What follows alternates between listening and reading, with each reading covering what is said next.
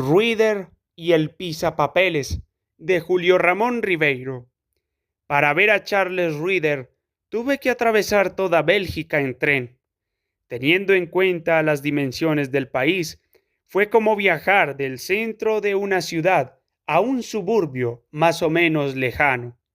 Madame Ana y yo tomamos el rápido de Amberes a las 11 de la mañana y poco antes de mediodía, después de haber hecho una conexión, estábamos en el andén de Blanken, un pueblo perdido en una planicie sin gracia, cerca de la frontera francesa.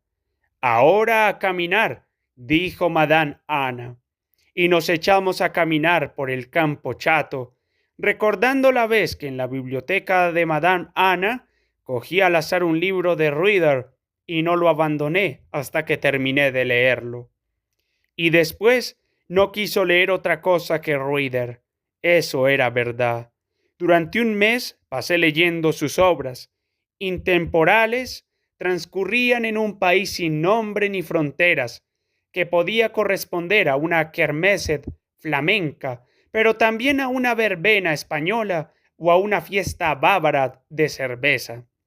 Por ellas discurrían hombres corpulentos, charlatanes y dragones, que tumbaban a las doncellas en los prados y se desafiaban a combates singulares, en los que predominaba la fuerza sobre la destreza. Carecían de toda elegancia esas obras, pero eran coloreadas, violentas, impúdicas, tenían la fuerza de un puño de labriego haciendo trizas un terrón de arcilla. Al ver mi entusiasmo, Madame Ana me reveló que Ryder era su padrino, y es por ello que ahora, anunciada nuestra visita, nos acercábamos a su casa de campo, cortando una pradera. No lejos, distinguí un pedazo de mar plomizo y agitado que me pareció, en ese momento, una interpolación del paisaje de mi país. Cosa extraña eran quizás las dunas, la hierba ahogada por la arena y la tenacidad con que las olas barrían esa costa seca. Al doblar un sendero avistamos la casa, banal como la de cualquier campesino del lugar, construida al fondo de un corral que circundaba un muro de piedra. Precedidos por una embajada de perros y gallinas, llegamos a la puerta. Hace como 10 años que no lo veo, dijo Madame Ana. Él vive completamente retirado. Nos recibió una vieja que podía ser una gobernanta o una ama de llaves. Ruider estaba sentado en un sillón de su sala escritorio, con las piernas cubiertas con una frazada, y al vernos aparecer no hizo el menor movimiento. No obstante, por las dimensiones del sillón y el formato de sus botas, pude apreciar que era extremadamente fornido y comprendí en el acto que entre él y sus obras no había ninguna fisura, que ese viejo corpachón, rojo, canoso, con un bigote amarillo por el tabaco, era el molde ya probablemente averiado de donde habían salido en serie sus colosos. Madame Ana le explicó que era un amigo que venía de Sudamérica y que había querido conocerlo. Reader me invitó a sentarme con un ademán frente a él mientras su hijada le daba cuenta de la familia, de lo que había sucedido en tantos años que no se veían. Reader la escuchaba aburrido, sin responder una sola palabra, contemplando sus dos enormes manos curtidas y pecosas. Tan solo de vez en cuando levantaba un ojo para observarme a través de sus cejas grises, mirada rápida, celeste, que solo en ese momento parecía cobrar una irresistible acuidad. Luego recaía en su distracción, en su torpor. La gobernanta había traído una botella de vino con 2 vasos y una tisana para su patrón. Nuestro brindis no encontró ningún eco en Reader, que sin tocar su tisana jugaba ahora con su dedo pulgar. Madame Ana seguía hablando y Reader parecía, si no complacerse, al menos habituarse a esa cháchara que amoblaba el silencio y lo ponía al abrigo de toda interrogación. Aprovechando una pausa de Madame Anna, pude al fin intercalar una frase.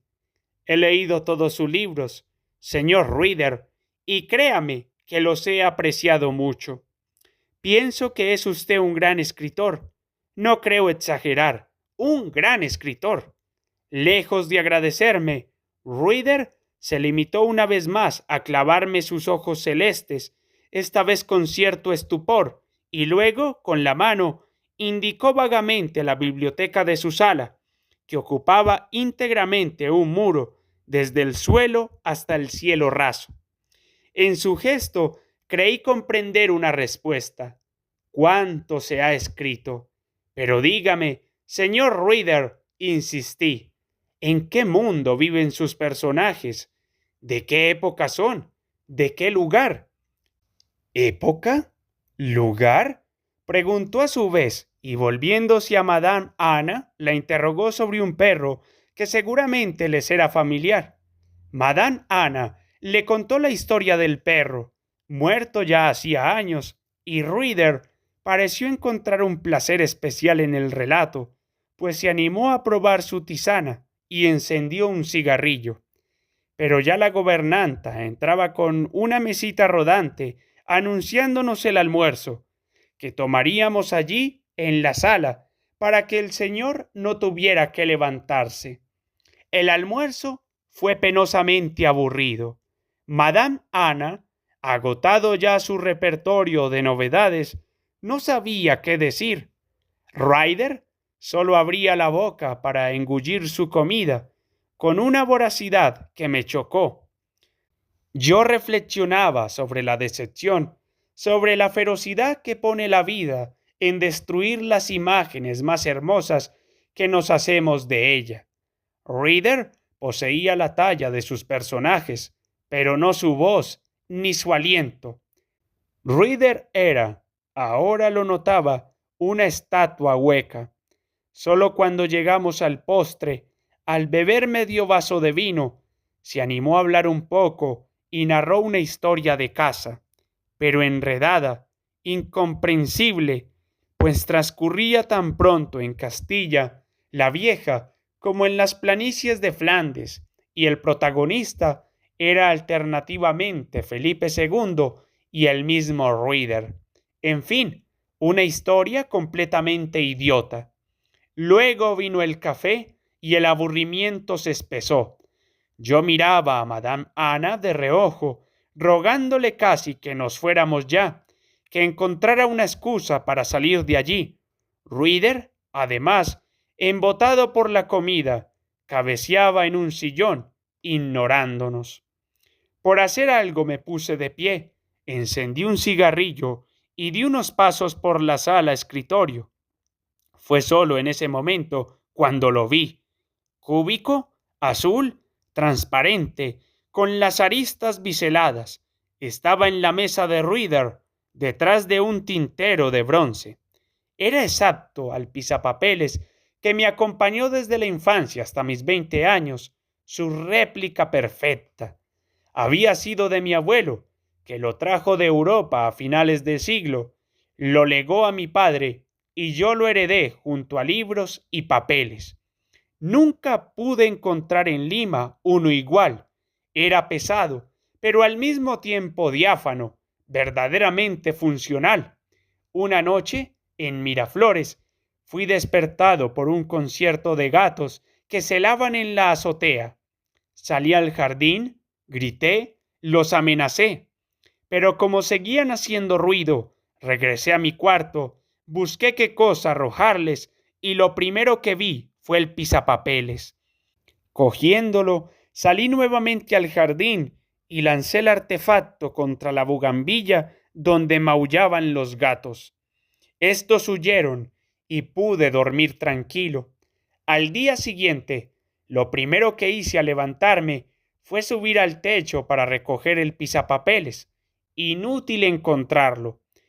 Examiné la azotea palmo a palmo, aparté una por una las ramas de la bugambilla, pero no había rastro. Se había perdido para siempre. Pero ahora Lo estaba viendo otra vez. Brillaba en la penumbra de ese interior belga. Acercándome lo cogí, lo sopesé en mis manos, observé sus aristas quiñadas, lo miré al trasluz contra la ventana, descubrí sus minúsculos globos de aire capturados en el cristal. Cuando me volví hacia Reader para interrogarlo, noté que, interrumpiendo su siesta, me estaba observando ansiosamente. Es curioso, dije mostrándole el pisapapeles. ¿De dónde lo ha sacado usted? Reader acarició un momento su pulgar. Yo estaba en el corral. Hace de eso unos 10 años. Empezó. Era de noche. Había luna. Una maravillosa luna de verano. Las gallinas estaban alborotadas. Pensé que era un perro vecino que merodeaba por la casa, cuando de pronto un objeto cruzó la cerca y cayó a mis pies. Lo recogí. Era el pisapapeles. Pero, ¿cómo vino a parar aquí? Reader sonrió esta vez. Usted lo arrojó. París, 1971.